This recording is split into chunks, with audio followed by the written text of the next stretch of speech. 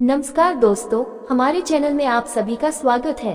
दोस्तों, आज हम रामायण कथा से संबंधित रावण को सूचना के बारे में सुनेंगे। तो आइए दोस्तों सुनते हैं। खरदूषण का वध हो जाने पर खर के एक अकम्पन नामक सैनिक ने, जिसने किसी प्रकार से भागकर अपने प्राण बचा लिए थे, लंका में जाकर रावण को खर की सेना के नष्ट हो जाने की सूचना दी। रावण के समक्ष जाकर वह हाथ जोड़कर बोला, हे लंकेश, दंडकारण्य स्थित आपके जनस्थान में रहने वाले आपके भाई खर और दूषण तथा उनके 14 सहस्त्र सैनिकों का वध हो चुका है।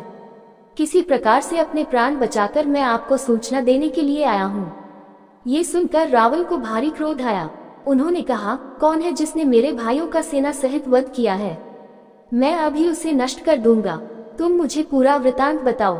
अकम्पन ने कहा, हे लंकापति, अयोध्या के राजकुमार राम ने अपने पराक्रम से अकेले ही सभी राक्षस वीरों को मृत्यु के घाट उतार दिया।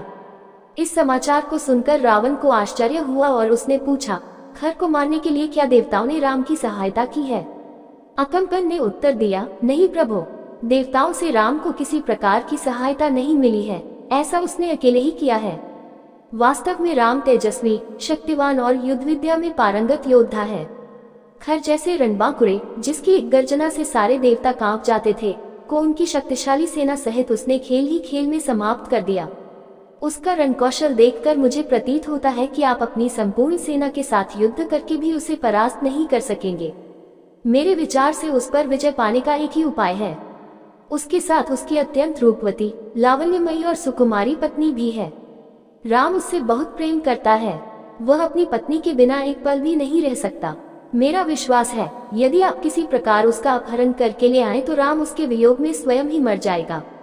लंकेश रावण को अकम्पन का ये प्रस्ताव सर्वथा उचित प्रतीत हुआ।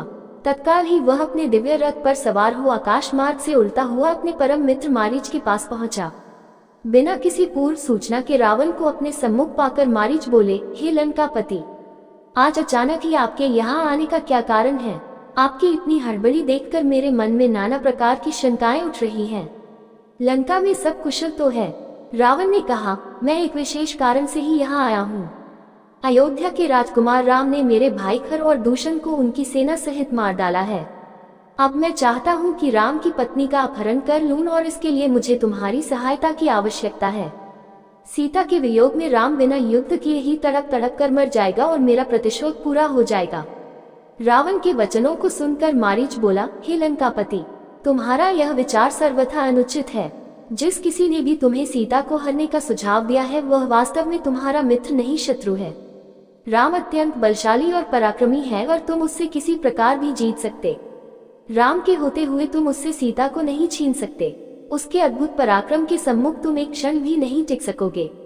तुम्हारा हित इसी में है कि तुम इस विचार को भूल कर चुपचाप लंका में जाकर बैठ जाओ।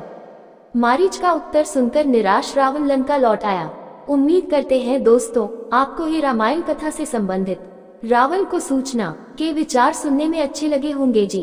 दोस्तों, आपको ये विचार सुनने में अच्छे लगे हैं तो कृपया करके चैनल को सब्सक्राइब जरूर करें। इसी के साथ विदा लेते हैं दोस्तों। कल फिर रामायण कथा का इससे अगला भाग लेकर हाजिर होंगे।